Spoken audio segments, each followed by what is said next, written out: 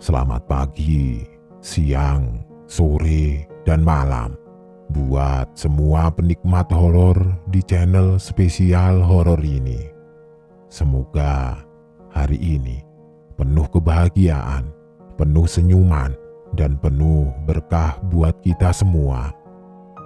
Dan untuk menambah keceriaan kita, Mimin akan membawakan sebuah cerita horor dari akun Twitter @njseptian dengan judul Misteri Horor Tangisan Bayi Bajang di Malam Hari. Bagaimana kisah selengkapnya? Langsung saja selamat menyimak dan salam horor.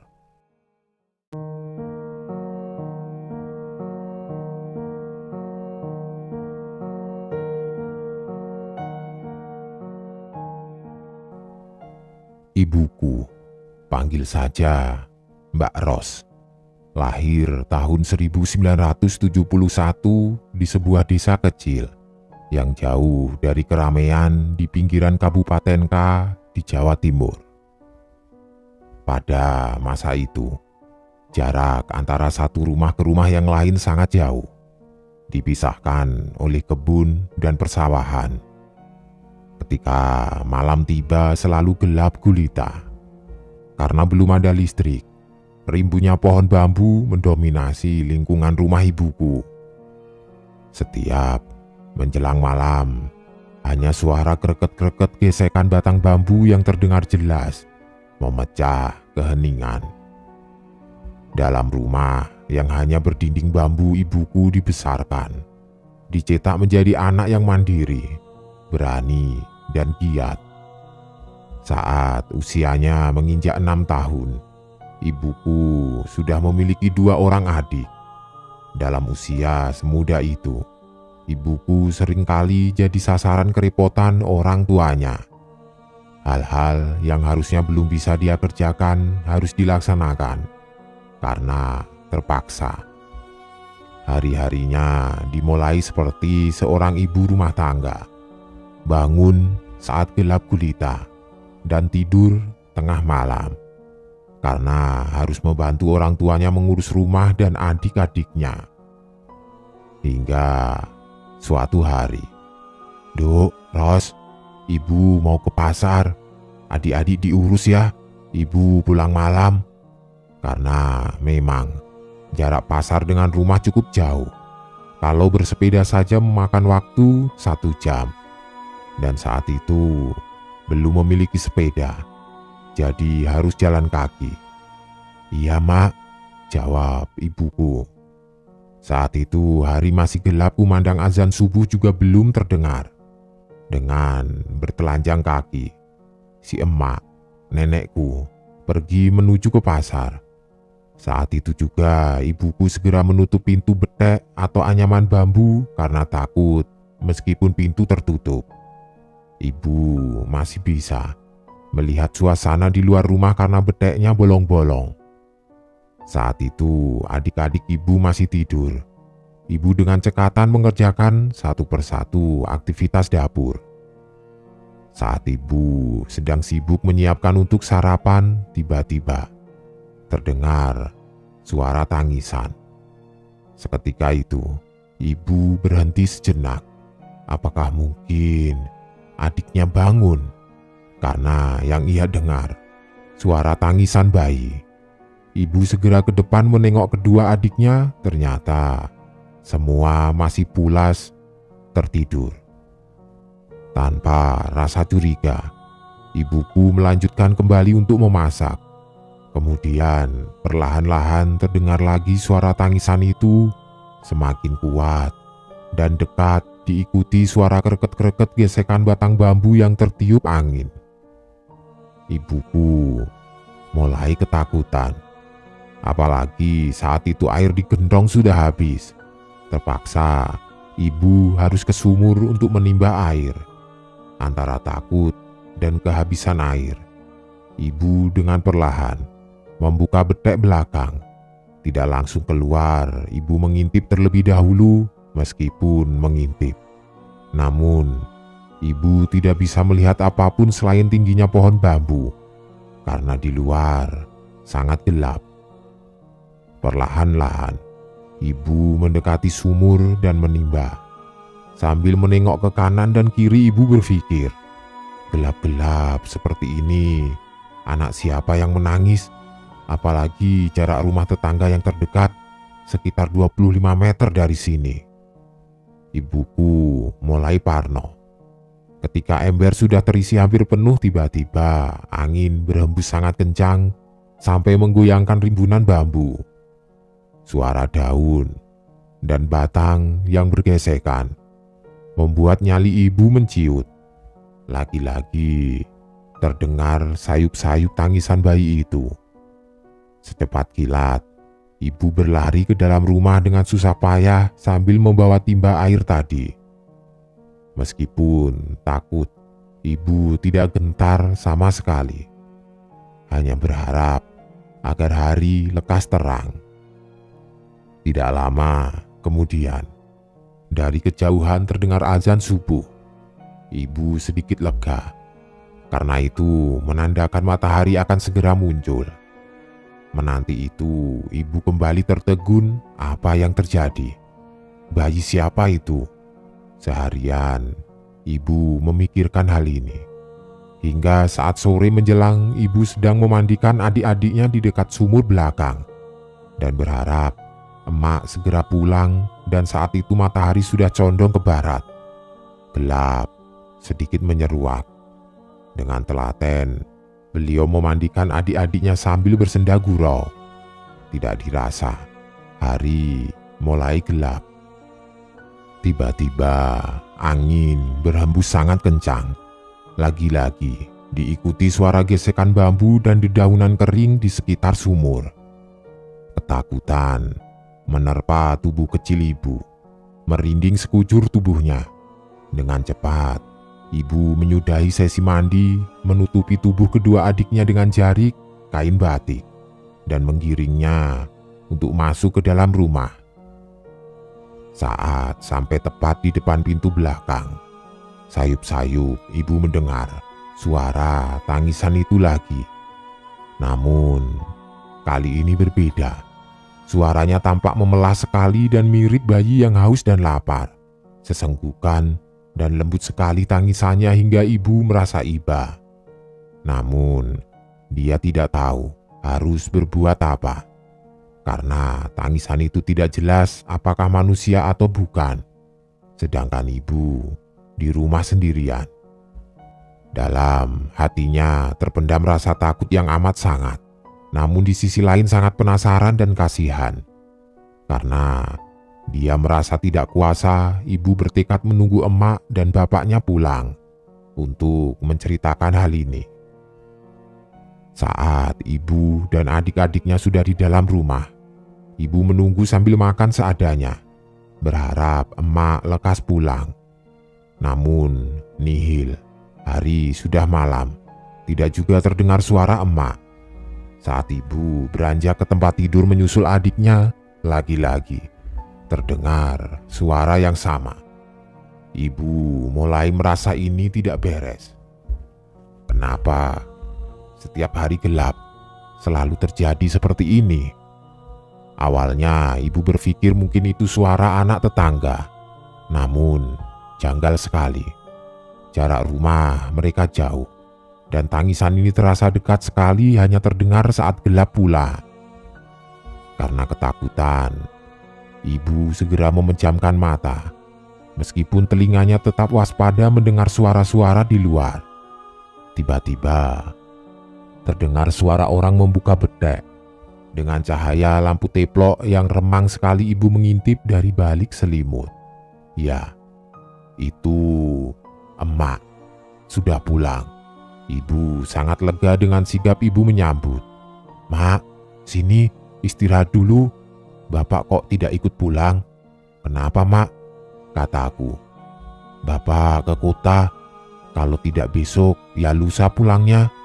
"Kenapa tiba-tiba nanyakan Bapak? Tumben?" Emak balik bertanya.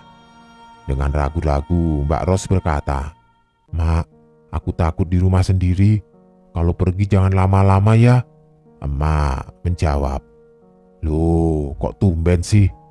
Orang kamu itu pemberani, kok tiba-tiba takut? Lah itu ada 2 adikmu, kok masih takut?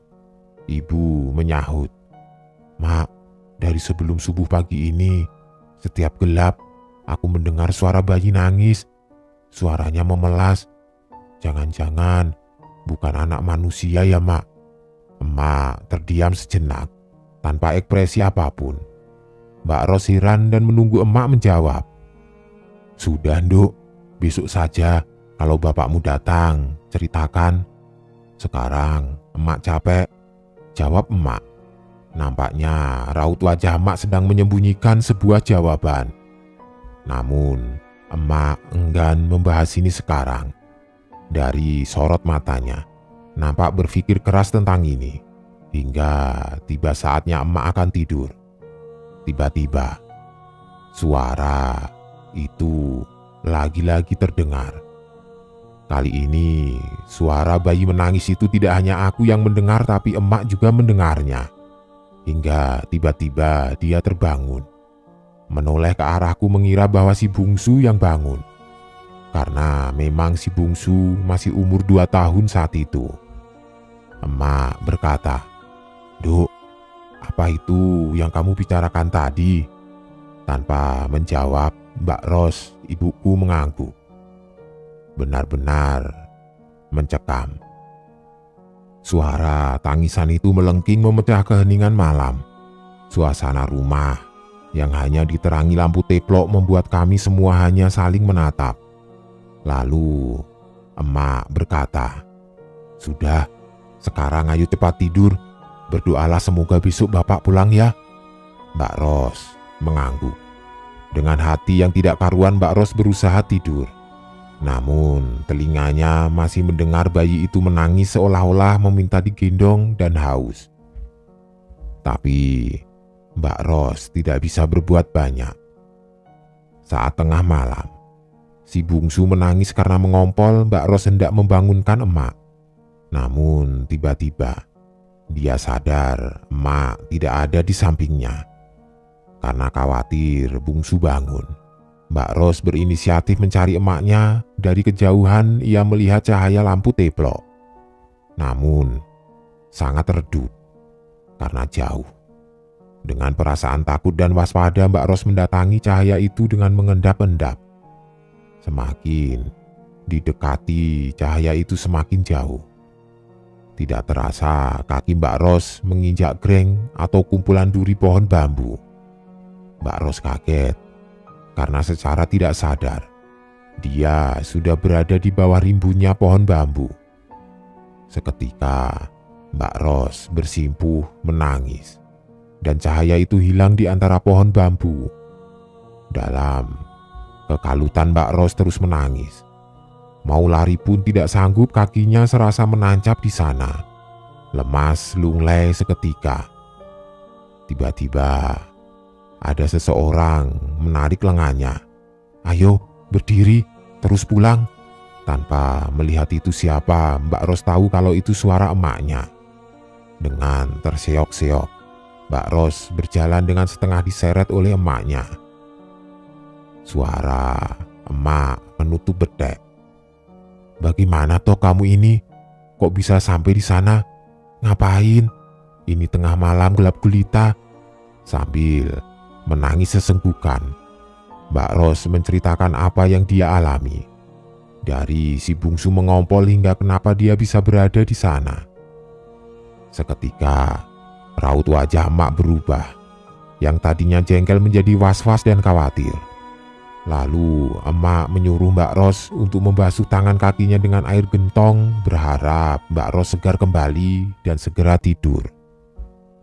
Kali ini emak merengkuhnya supaya tidak lagi tanpa sadar keluar dari rumah. Sungguh aneh kejadian malam itu.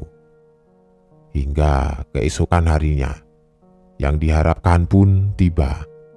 Bapak yang lama dinanti akhirnya pulang. Saat itu sudah hampir sore. Bapak disambut oleh ketiga anaknya. Pak, capek tidak? Sini aku pijit, kata Mbak Ros. Alah, tumben, pasti punya harapan toh? Mbak Ros tersipu malu mendengar jawaban si bapak. Mbak Ros kembali berkata, iya pak, tapi bapak jangan marah ya.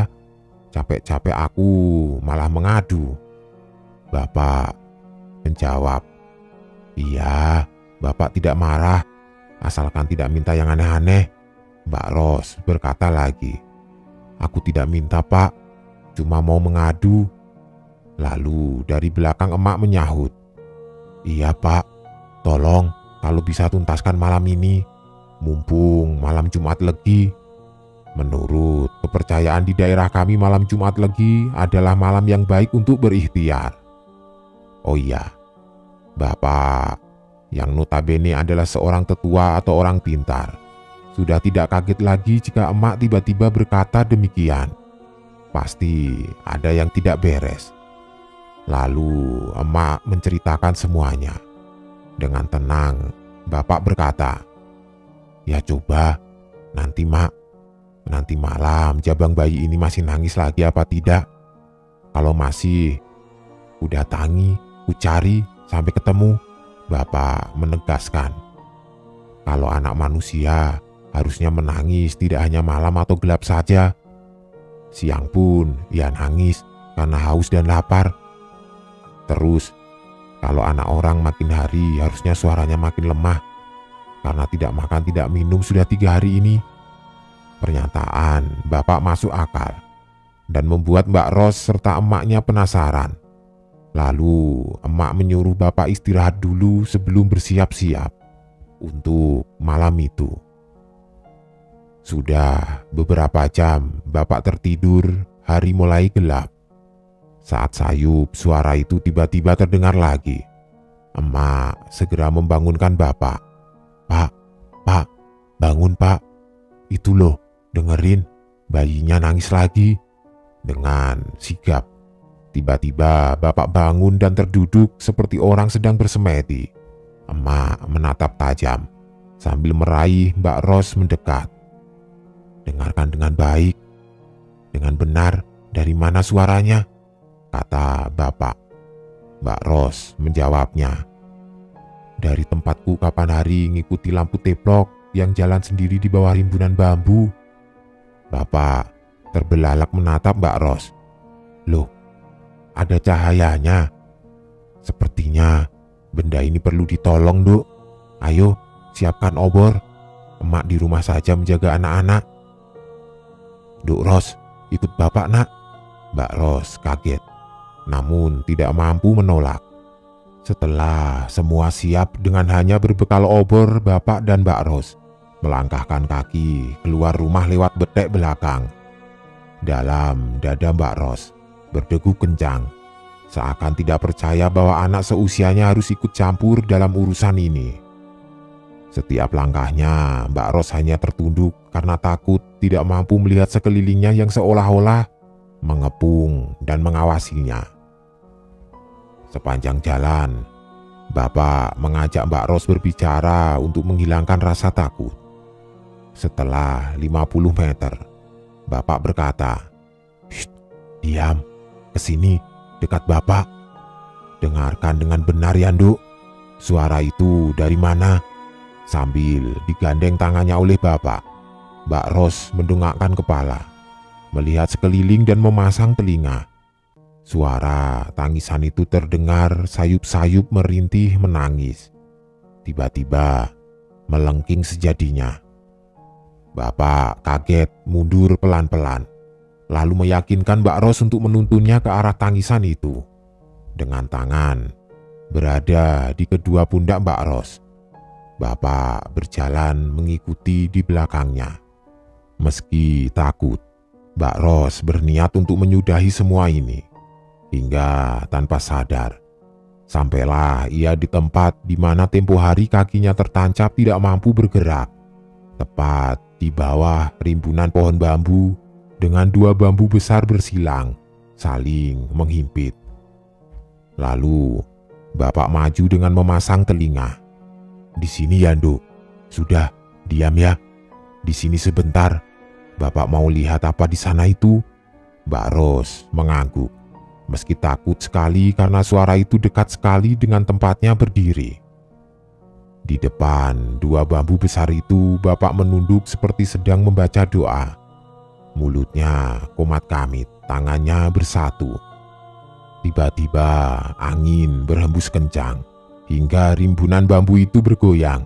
Suaranya keras sekali. Bergesekan. Daun-daunnya berjatuhan dan tiba-tiba Bapak menghentakkan satu kakinya. Dan angin tiba-tiba berhenti.